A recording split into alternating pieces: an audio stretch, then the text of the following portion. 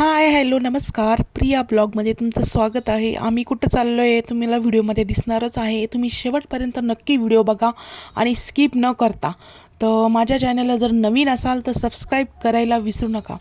तर चला, मी आज तुम्हाला गावाकडचे व्हिडिओ दाखवणार आहे. खूप छान छान असं निसर्ग वातावरण आहे आणि खूप छान असं पाऊस पण पडतो आहे आणि इतकं छान वातावरण आमच्या गावाकडचं आहे. तुम्ही नक्की शेवटपर्यंत व्हिडिओ बघा. आणि हा व्हिडिओ मी खूप असा शनिवारी गेलो होतो आणि काही कामाने गेलो होतो. मला गावाकडे जावं लागलं, म्हणून म्हणलं थोडासा छोटासा व्हिडिओ काढावा. हे बघा आमच्या गावचे रस्ते कसे आहेत. शक्यतो असेच गावचे रस्ते असतात. तुम्हाला माहीतच असेल गावाचं वातावरण किती छान असतं आणि आपल्या आरोग्याला तर खूपच चांगलं असतं. तुम्ही नक्की शेवटपर्यंत व्हिडिओ बघा.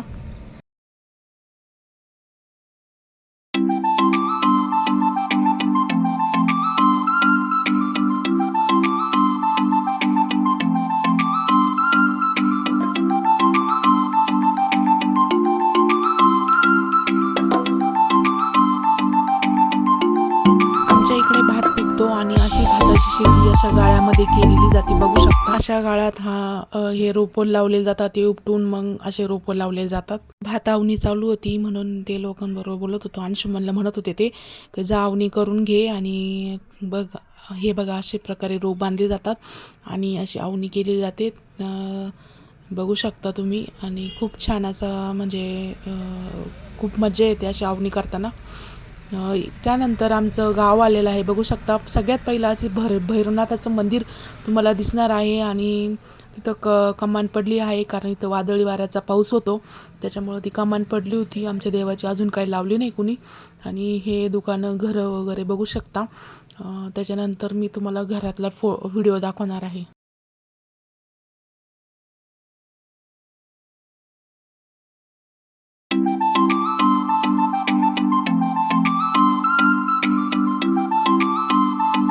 त्याच्यानंतर आमचं घर आलेलं आहे आणि हे जैन समाजाचं मंदिर आहे.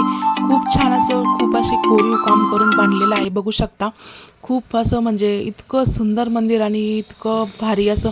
आणि त्याच्यात आमच्या इथं ना पाऊस चालू होता आणि हे आमचं दुकान आहे कपड्याचं. आणि तिथूनच आम्ही घरी जाणार आहोत आणि तुम्हाला आमचं घर सगळं दाखवणार आहे. शेवटपर्यंत व्हिडिओ नक्की बघा. हे बघा आमचं घर आहे. तुम्ही माझ्या इथं शेवळलं आहे. इथं आमच्या गावाला खूप पाऊस राहतो. हे बघा खूप असं पावसाचं पाणी भरून ठेवावं लागतं कारण गावाकडची परिस्थिती तुम्ही बघितलेलीच आहे. कारण इथं पाणी नसतं गावाला. खूप अशी बिकट परिस्थिती आहे. पहिलं तर आम्ही विहीर येऊन शिंदून पाणी आणायचो. दोन हांड्याने कधी हांडा उचलला नाही माझ्या आईच्या इथं. तर इथे आल्यावर 2-2 हांड्याने पाणी वाहिलेलं आहे. तर बघू शकता हे आमचं घर आहे. हे हॉल आहे आणि हे असं हॉल आहे. त्याला काही कलर वगैरे काही अजून दिलेला नाही, द्यायचा आहे.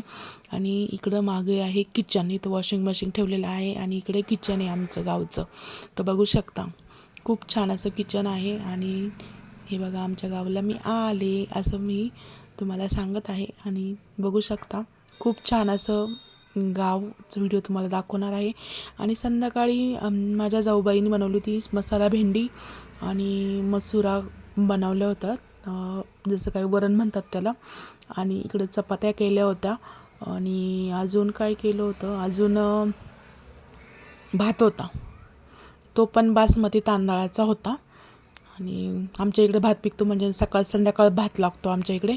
भाताशिवाय जेवणच होते. आणि इकडे मी माझ्या सासूबाईला वाढत होते कारण असं वाढून द्यावं लागतं. मग सगळं वाढून देते आणि मग त्या जेवायला बसल्या.